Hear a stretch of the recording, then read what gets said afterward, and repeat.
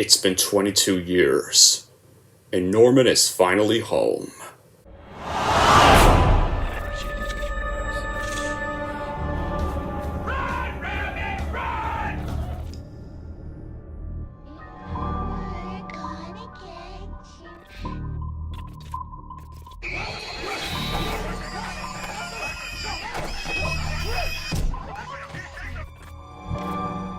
One, two, three!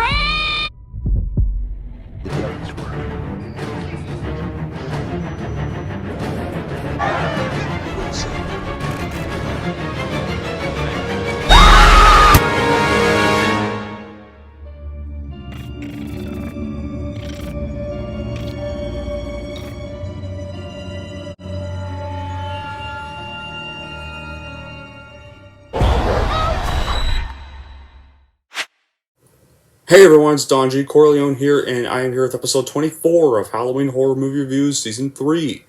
And this episode is going to be for a sequel to a film I had recently just reviewed for this season about 2 episodes ago. And it's for a sequel that came out 20 years after its predecessor. And that film this movie's a sequel to was the film that kind of reinvented the slasher genre. It was a classic masterpiece from Alfred Hitchcock. And this movie I'm going to be reviewing is for the sequel to the first one in this installment, 1983's Psycho. This time not directed by Alfred Hitchcock. Who directed this again? Let me see. Directed by Richard Franklin. Yeah, Richard Franklin directed this. Alright. So what's the plot of this? Well, it's 22 years later, and Norman Bates is coming home. After being judged as legally sane in a court of law, Norman Bates is released from a mental institution against the protest of Leila Loomis, the sister of Marion Crane. Upon his return to his home and the motel which lays in its shadow, Norman strikes up a friendship with Mary, a waitress at a local diner. Just as he tries to adjust back to normality, the murders around the site of the Bates Motel has Mr. Bates returned to pull Miss Bates returned to pull Norman's strings again, or is the bloodbath someone else's handiwork? Yeah, so, what's the plot of this? Well, in 1982, author Robert Bloch published his novel Psycho 2, which satirized Hollywood slasher films. Concerned by this, Universal decided to make their own version that differed from Bloch's work. Australian director Richard Franklin, who is Hitchcock's student and even visited him on the set of Topaz, was hired to direct Psycho 2 on the basis of his earlier Hitchcock-inspired thrillers Patrick and Road Games. Universal hired writer Tom Holland to write the screenplay. Hilton A. Green, assistant director of the original Psycho, was contacted and asked if he wanted to produce the film. Green, fearing that Hitchcock may not have been approved as sequels to his films, called Hitchcock's daughter Patricia Hitchcock and asked what she thought of the film. Patricia Hitchcock gave her blessing to the film, saying that her father would have loved it. Originally, the film was even intended as a made-for-cable production. Anthony Perkins originally turned down the offer to reprise the role of Norman Bates, but when he read the script, he agreed to do the film. Perkins said that when he received Tom Holland's script, he liked it very much. It was really Norman's story. Before landing Perkins, the studio was exploring recasting the part, and Christopher Walken was among those considered. Which didn't happen because Anthony Perkins decided to come back. Vera Miles also returned as Leila Loomis, but John Gavin was unable to reprise his role as Samuel Loomis after being appointed U.S. ambassador to Mexico by President Ronald Reagan. And originally, Jamie Lee Curtis was sought to play Leila's daughter Mary before Meg Tilly was cast. So after the movie was shot and marketed and completed, Psycho 2 would go on to be released to the public on June 3rd, 1983, and grossed $34.7 million at the box office on a budget of $5 million. Compared to the critical acclaim the first film got, this movie received more mixed to positive reviews from film critics, but has grown a cult following from fans of the first film. The film would then go on to be followed by another sequel, Psycho 3, in 1986, 3 years after this. As for my reaction, this is actually one of my favorite horror sequels ever. I think it's about as good as the original, even if the original film is slightly better still. Alfred Hitchcock's Psycho is a classic piece of cinema. It has become one of the most defining iconic pieces of film that is heralded as a holy grail. What I admire about it is its simplicity and the audacity it has to create a bizarre character like Norman Bates. I can only imagine what audiences must have thought going to that film, because the implication of such a character for an audience coming out of the conservative 50s must have been truly unsettling. What makes Norman such a great character is how clear the divide is between Mother and Norman. Norman's a likable guy. Anthony Perkins does not scream psychopath. He could just as easily be your friend or neighbor. There's a large chunk of Psycho where we are encouraged to identify with Norman, and I imagine that is what made the film so endearing to 60s audiences. Like, yeah. Flash forward 20 years to Psycho 2. Norman's secret is out of the bag, and you don't even need to see Psycho to know it. Psycho 2 is released in the sea of Freddy Krueger wannabes, and going into Psycho 2, and watching Psycho 2 for the first time, I definitely did expect something like that. I kind of put off seeing it as sort of an exercise in film snobbery, as I thought the attempt to do a sequel should be kind of shunned, and especially Psycho kind of works better as just a one and done movie, and I feared Norman Bates would be turned into another Freddy Krueger or Jason Voorhees copycat. That is to say I am a massive fan of Freddy Krueger, but I just saw Psycho as above it. This may have been kind of a great mistake in looking at the film. Hitchcock probably wasn't setting out to make a holy grail with Psycho, and Robert Bloch's initial novel was nothing more than a dime store scandal novel. It makes perfect sense taking Norman Bates and putting him in the culture he created. I expected Norman to wield a knife with no motive other than shock value, and going in with little knowledge of the film, I was pleasantly surprised to see that the film does not take this approach. In fact, it violently rejects it as its main arc. Norman Bates here actually wants to be cured and turn over a new leaf, and surprisingly the audience wants him to do so as well. Norman's our hero here. Anthony Perkins once again gives a wonderful performance as Norman Bates. The character is multidimensional and has grown since the last film. Perkins plays up all of Norman's good qualities. He's a polite and kind man with a horrible alter ego. We see that the last thing Norman wants in the world is to become mother again. And in a way, Psycho 2 is kind of a tragic film. With Norman, we see whose addiction completely dominated his life. And in Psycho 2, he starts off clean and sober, but slowly he begins to relapse, and we can't help but feel sorry for him.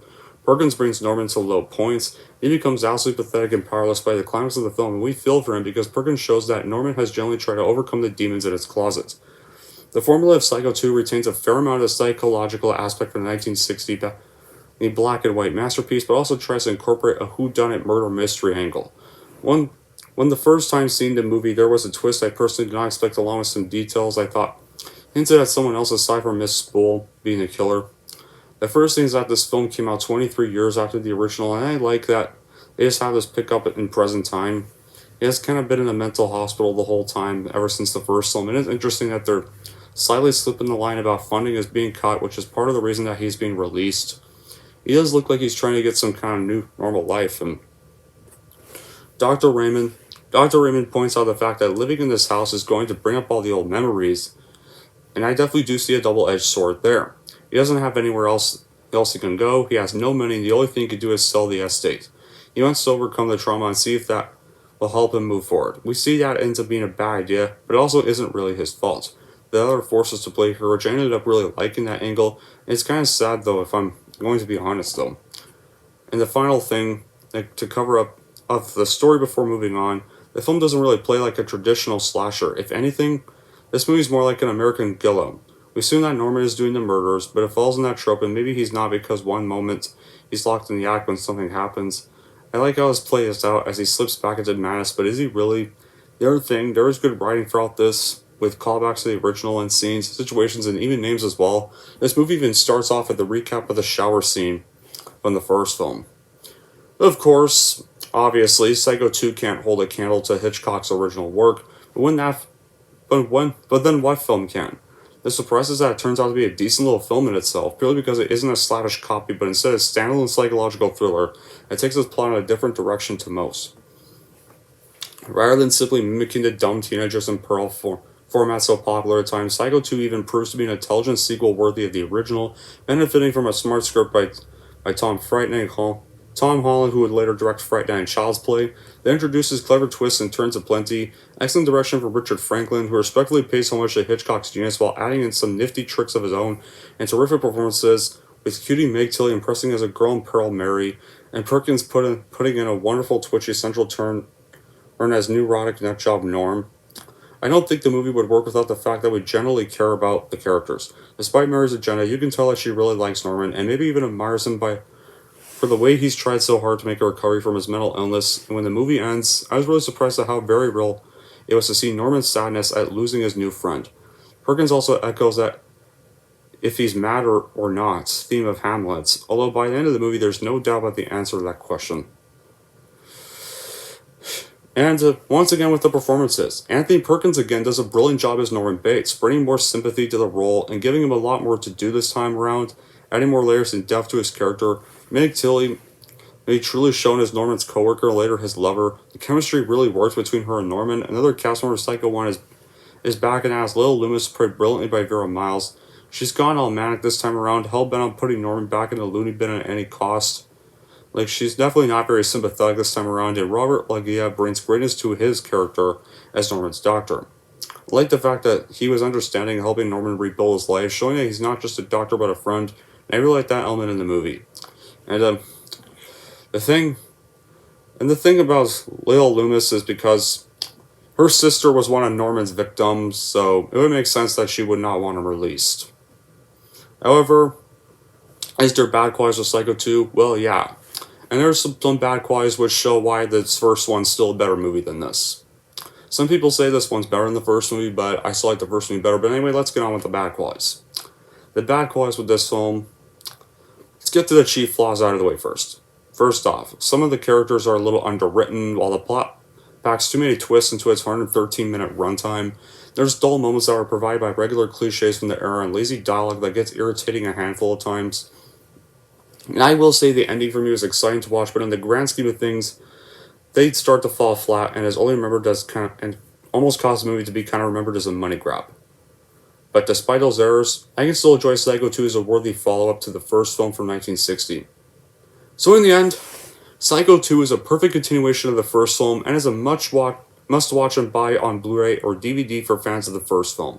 Anyway, that's it for my review of 1983 Psycho 2. And if you're wondering how I'm going to rank 1983 Psycho 2, here's how I'm going to rank this movie. So overall, if you loved Psycho and want to see Norman Bates return again, then I would easily give this movie a watch and then buy it on Blu-ray and DVD for your collection for sure. And if you're wondering how I'm going to rank Psycho 2, I'm going to give Psycho 2 an 8.5 out of 10. There we go. That wraps up my review for Psycho 2. So you're wondering, what's going to be the next episode? Well, our next episode, guys, is going to be for the season finale, because the next episode is going to be the final episode of this season, and will be getting released on Halloween. It will be filmed before October 31st, but I will be publishing it on October 31st, because usually whenever I do these seasons, I always publish the final episode on October 31st. Makes more sense that way. But anyway, the next one is going to be, well, remember when I started this season, I reviewed Insidious, and then when I got to the middle of the season, I reviewed Insidious 2? Yeah. This season is going to end with the third installment of the Insidious franchise, Insidious Chapter 3. It makes sense to kind of do that, because it makes sense to kind of start with the movie that started this season and end it with one of the sequels in this very franchise. And to me, this is where the Insidious franchise should have ended. But until then, guys, that'll be it for this episode. Thank you all for watching. And if you like this, want to see more, and don't forget to like and subscribe to Don G. Corleone.